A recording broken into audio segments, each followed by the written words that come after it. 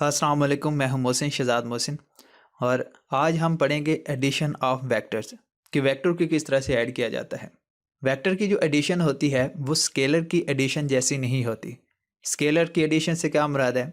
इससे मुराद है कि जैसे हम आम नंबर को ऐड करते होते हैं, मिसाल के तौर पर 4 + 5 आंसर 9, ये स्केलर की एडिशन है। लेकिन वेक्टर में ऐसा नहीं होता। अगर एक वेक्टर की लेंथ 4 है, दूसरे की लेंथ 5 है, तो ज़रूरी नहीं कि उसका आंसर 9 आए, उसका आंसर चेंज भी हो सकता है। और यही चीज़ वेक्टर को स्केलर से डिफरेंट बनाती है, और इसी चीज़ को हम आज के लेक्चर में थोड़ा डिटेल से पढ़ने वाले हैं। तो सबसे पहले हम दो फोर्सेस को ऐड करेंगे, दो वेक्टर को ऐड करेंगे। मान लो हमारे पास एक वेक्टर ए है और जबकि दूसरा वेक्टर बी है। अब वेक्टर ए की जो डायरेक्शन है वो ये है, वेक्टर बी की ये डायरेक्शन है, और ये मान लें कि दो फोर्सेस हैं जो कि किसी एक बॉडी पर एक्ट कर रही हैं।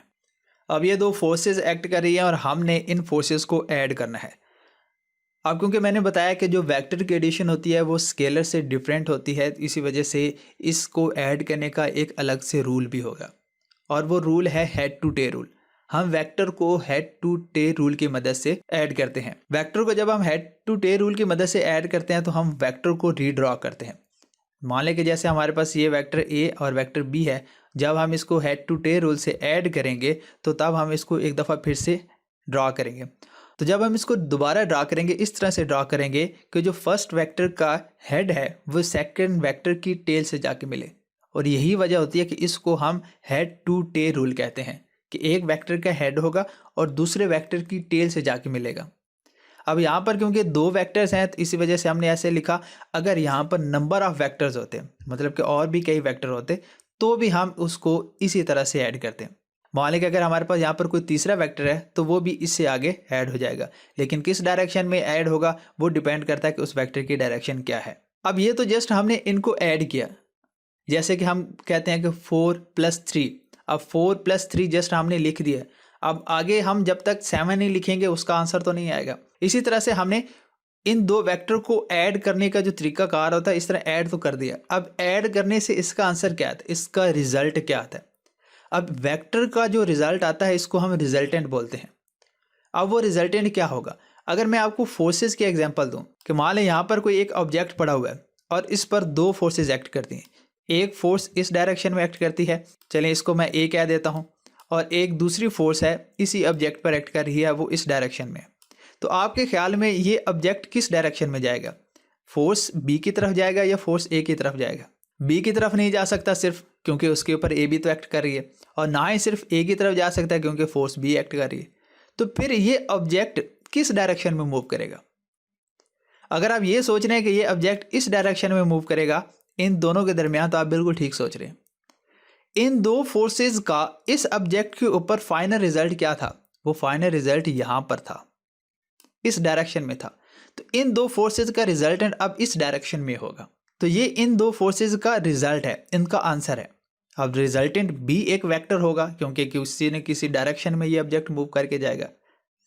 जितना वो डिस्टेंस कवर करेगा वो उसकी मैग्नीट्यूड होगी, और जिस डायरेक्शन में मूव करेगा वो उसकी डायरेक्शन होगी। तो जो रिजल्ट होता है ये भी एक वेक्टर होता है।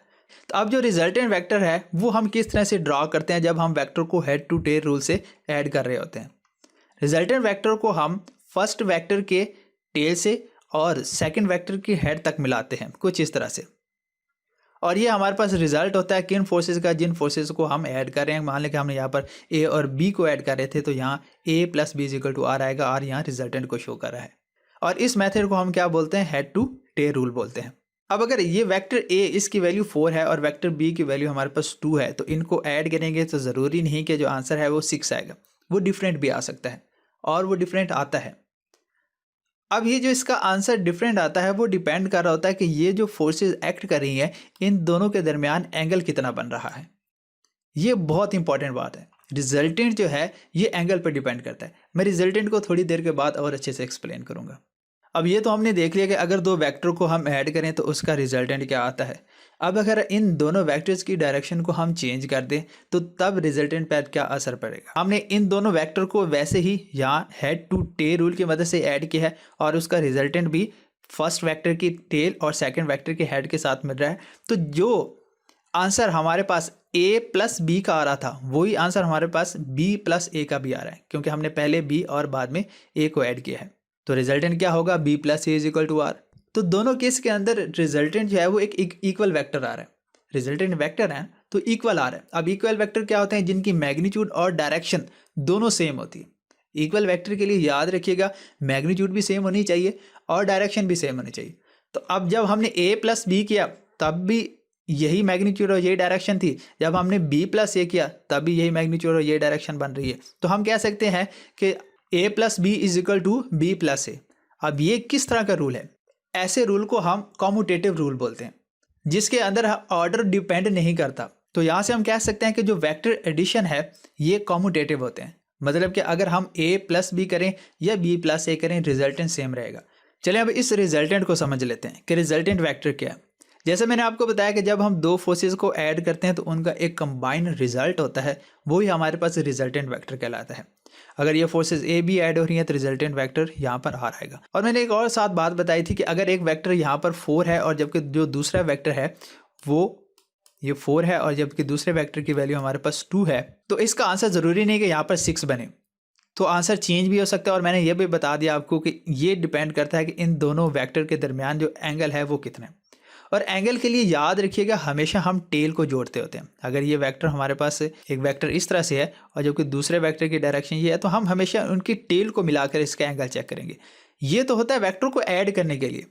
तो यहाँ पर जो दोनों के दरमियान जो एंगल होगा वो डिसाइड करेगा कि रिजल्टेंट क्या होगा, यानी जो इन दो फोर्सेस का कंबाइंड इफेक्ट है वो क्या होगा। अगर तो इस तरह से दो फोर्सेस एक्ट कर रही हैं और उन दोनों के दरमियान एंगल 90 डिग्री का बन रहा है, तो अब हम रिजल्टेंट देखें। इसको सबसे पहले हेड टू टेल रूल के मुताबिक ड्रॉ कर लेते हैं कि फर्स्ट वेक्टर क्या है हमारे पास।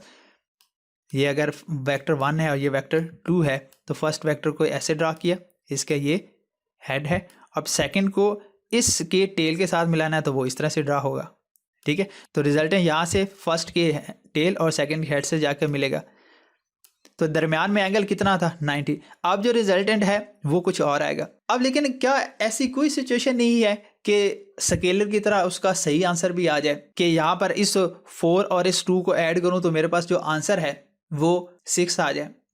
बिल्कुल ऐसी सिचुएशन है और वो इसका मैक्सिमम रिजल्टेंट होता है। और वो ऐसा कब होता है, ऐसा तब होता है जब किसी ऑब्जेक्ट पर फोर्सेस एक ही डायरेक्शन में लग रही हो। अगर इस ऑब्जेक्ट पर फोर्स ए जो है वो इस डायरेक्शन में लग रही है और जो फोर्स बी है वो भी इसी डायरेक्शन में लग रही है, यानी एक ऑब्जेक्ट को दो फोर्सेस एक ही डायरेक्शन में लेकर जा रही हैं, तो अब हम इनको ऐड करेंगे। मान लो कि ये फर्स्ट फोर्स है और जो सेकंड फोर्स है टू टेल रूल के मुताबिक इस तरह से ऐड हो जाएगी। अब इन दोनों के दरमियान जो एंगल है वो 0 डिग्री है, तो ये अगर 4 है और दूसरी 2 है तो अब इसका जो आंसर आएगा वो 6 आएगा। और ये कब पॉसिबल हुआ, जब दोनों फोर्सेस या दोनों वेक्टर एक ही डायरेक्शन में, यानी जब दोनों के दरमियान एंगल 0 होगा। तो इसका मतलब ये हुआ कि जैसे जैसे हम एंगल को चेंज करते जाएंगे जो रिजल्टेंट होगा वो भी चेंज होता रहेगा।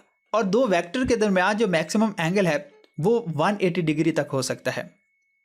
अगर दो वेक्टर के दरमियान एंगल 0 डिग्री होगा तो उसका रिजल्टेंट मैक्सिमम होगा, यानी अगर दो वेक्टर के दरमियान एंगल 0 होगा तो उसका आंसर मैक्सिमम आएगा।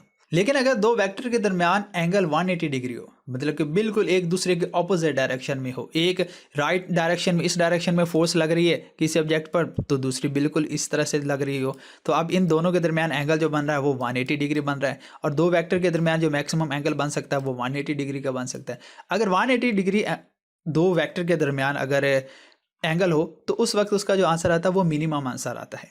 तो इस लेक्चर में हमने क्या सीखा कि वेक्टर को किस तरह से ऐड किया जाता है और वेक्टर का रिजल्टेंट क्या होता है और एंगल का रिजल्टेंट पर क्या इफेक्ट होता है। वेक्टर एडिशन के हवाले से या रिजल्टेंट वेक्टर के हवाले से आपका मजीद कोई क्वेश्चन है तो आप मुझसे कमेंट में पूछ सकते हैं। Thank you so much.